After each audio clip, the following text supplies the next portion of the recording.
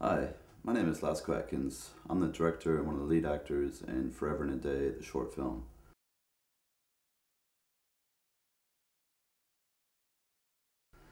Now, the idea originally sprung up because I wanted to do horror, something to do with ghosts, and I've always wanted to do World War sort of films.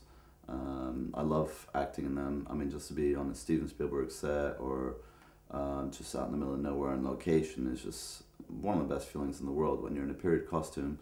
I mean, there are long days involved, but when you're firing blanks and shooting guns, I mean, it's just the guy in you says like, "This is cool," and I want to do more. So I've been on a few shoots like that, firing period weapons, and I've had a great time, and I've always wanted to recreate that. Now, personally, why I wanted to do this film mainly was to begin with, is I worked on a few shorts and features where English actors would be doing really bad American accents, and it would just make me cringe when I'd be doing scenes with them because I'm half German, yeah, I'm American, sort of Canadian, or I have an American Canadian accent at least, and again and again I'd be typecast as a German soldier just because people would say, "Oh, he can speak German. There's not too many of those. Let's get him for the part." Not saying I didn't enjoy it. I mean, I loved being like a Nazi or a World War I soldier. Just a normal Joe Blog soldier. I have always dreamed of being Gestapo or SS, and that hasn't quite happened yet. I've been on films where the costumes were there, but I've never quite had the privilege. So maybe that's one for next time. I always thought the GI outfits were way cooler than the German outfits. I mean, obviously the Nazis and all that, they had a bit of a repertoire about them, and their fashion was admired heavily amongst military and fascists, and still in films today, it's still parodied and repeated. The SS and copycat sort of costumes are all over the place and features. I mean, they're everywhere. Originally had a longer script and a bigger cast. It was actually the full platoon. So I did research into how many troops were in a platoon and all the characters mapped out. Now, due to budget and timing, and I was leaving to New Zealand in a few months, I decided to cut the script in half and have only 3 actors, including myself. One was me, my brother, and this friend or slash stand-up comedian guy that I met who is Canadian, Jason Rouse, who is so hilarious. I've never laughed so hard before in a set, but when it come time to doing the dialogue and all that, he wasn't prepared.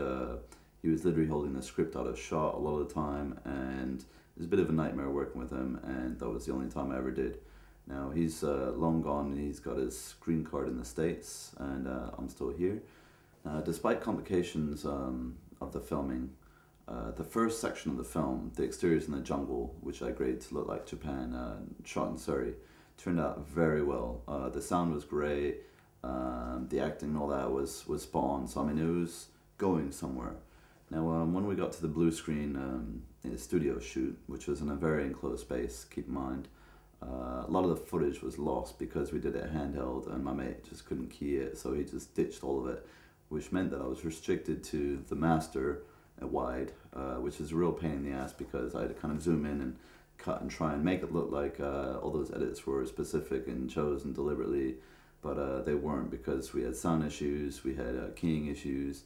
I no longer work with that guy anymore just because he messed me around a little bit on that one. He didn't edit, we had sound effects and music, and it wasn't really working well, so I had to kind of like chop it up again, and I don't know, it was a bit screwed. I'm still partially proud of some of my acting, especially the final scene, but the film as a whole just suffered quite a bit and is lacking, and when I sent it out to people it was very poorly received and not shown anywhere really. However, I do have a feature film mapped up which could actually work, and it includes the airborne's arrival in the Japanese mainland and a massive firefight, and it's basically a lot more focused on how one by one the troops die off, opposed to just starting with 3 and then they die off. It's a lot more sort of character driven if you have several actors like an ensemble piece, because I love ensemble movies. Even if the films aren't that great, I love when actors come together and all do their part, and they do actually pull off a really good group performance, like The Avengers Assemble and other movies that like Confidential, stuff like that.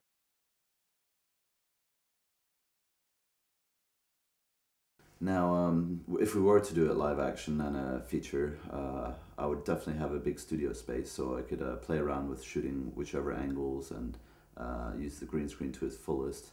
And also sound effects would be key. I reckon I did a good job with the sound effects on the short film because it was one of my first times actually sort of editing sound effects and mixing all that stuff and all that on my own. Yeah, if we had a professional sound designer, we could really play around with the post-apocalyptic sort of vision that I had in mind, you know, once the nuke goes off and all that.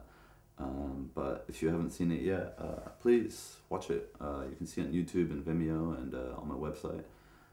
Forever and a Day, coming near you.